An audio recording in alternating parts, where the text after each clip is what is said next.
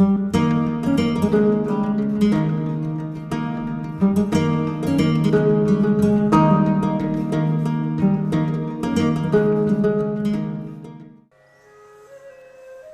नगरी में एक राजा यशवर्मन राज करते थे। वे बड़े ही न्यायप्रिय राजा थे। वे प्रजा की हर समस्या को आसानी से हल कर दिया करते थे। उसी राज्य में एक गरीब ब्राह्मण प्रियदर्शन रहा करता था। वह बहुत ही सच्चा और सीधा साधा था। एक दिन वह अपने मित्र से मिलने जा रहा था। संयोगवश सेठ चोखामल उसे रास्ते में मिल गया।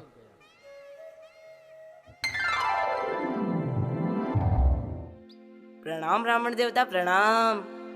प्रणाम सेठ जी, प्रणाम। अरे ब्राह्मण देवता, इधर आप कहाँ जा रहे थे? वो क्या है सेठ जी, मैंने अपनी बिटिया की शादी के लिए कुछ राशि जोड़ी है। अभी तो मेरी बेटी छोटी है, अभी तो उसकी शादी को 4 से 5 वर्ष है। अगर यह राशि मेरे पास रही तो अवश्य ही खर्च हो जाएगी। इसलिए मैं चाहता हूँ इसे मेरे मित्र रूपराम के यहाँ जमा कराऊं। 4 से 5 वर्ष बाद उससे यह राशि वापस ले लूंगा। अरे ब्राह्मण देवता, बस इतनी सी बात? अरे ब्राह्मण देवता, यह तो बताओ कितनी राशि है?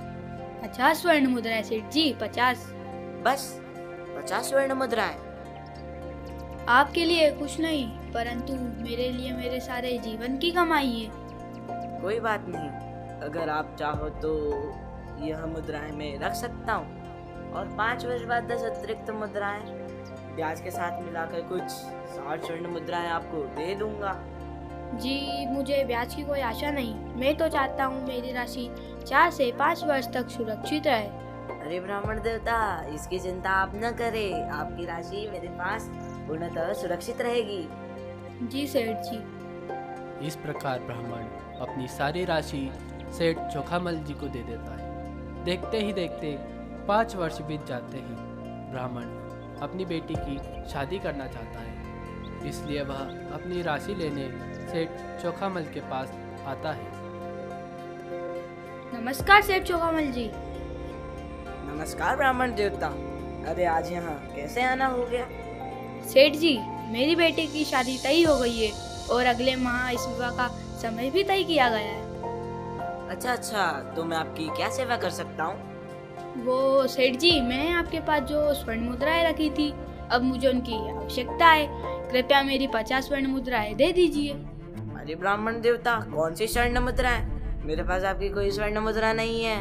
अरे सेठ जी, आप ये क्या कह रहे हैं? मैंने 5 वर्ष पूर्व आपके पास 50 स्वर्ण मुद्राएं रखी थी। कृपया उन्हें दे दीजिए, नहीं तो मैं अपनी बेटी का विवाह नहीं कर पाऊंगा।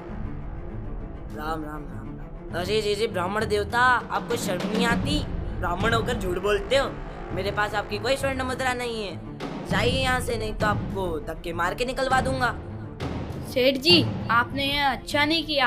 आपकी शिकायत मैं राजा जी से करूंगा। अरे जाओ जाओ, कर दो मेरी शिकायत राजा से, मैं नहीं डरता। इस गरीब ब्राह्मण की क्या ही पहचान होगी राजा से? शायद मुझे मूर्ख बना रहा था। ब्राह्मण राजा के पास अपनी शिकायत लेकर जा रहा होता है, पर रास्ते में ही राजा अपने सेनापति और मंत्री के साथ सैर करते हुए उसे दिखाई देते हैं। वह राजा के पास जाता है। अरे कहाँ जा रहे हो ब्राह्मण देवता? मुझे महाराज जी से मिलना है। महाराज जी अभी शहर भर जा रहे, कल राज दरबार में आकर मिलना। सेनापति, ब्राह्मण देवता को मेरे पास लाइए। जी महाराज। चलिए ब्राह्मण देवता। मुझे न्याय दीजिए महाराज, मुझे न्याय दीजिए। क्या बात है ब्राह्मण देवता?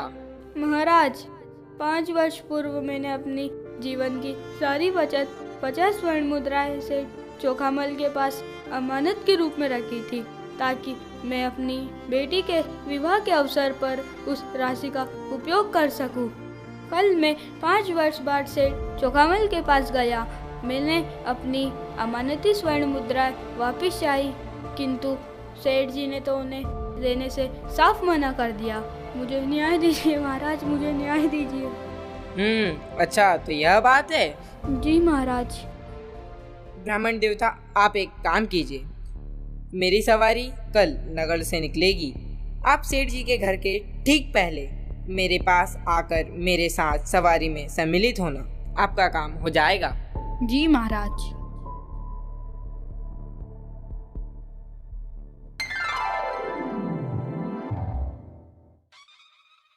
अगले दिन राजा के कहे अनुसार ब्राह्मण सेठ के घर के पहले ही सवारी में सम्मिलित हो जाता है।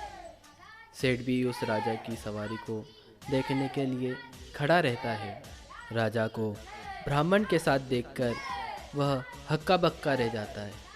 वह सोचने लगता है, हे भगवान, इस ब्राह्मण की तो अच्छी खासी पहचान है राजा से। अगर इसने मेरी शिकायत राजा से कर दी तो मेरे तो लेने के देने पड़ जाएंगे। मुझे ब्राह्मण के पास जाकर उसकी स्वर्ण मुद्राएं लौटानी होगी।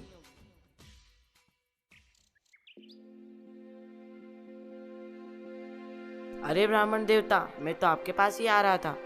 अब क्या बात है सेठ जी? ब्राह्मण देवता, मुझे आपके द्वारा दी गई स्वर्ण मुद्राओं के बारे में जानकारी प्राप्त हो गई है। कल मैंने वही खाते देखे थे। यह रही आपकी 50 स्वर्ण मुद्राएं और ये 10 अतिरिक्त मुद्राएं। धन्यवाद सेठ जी, धन्यवाद।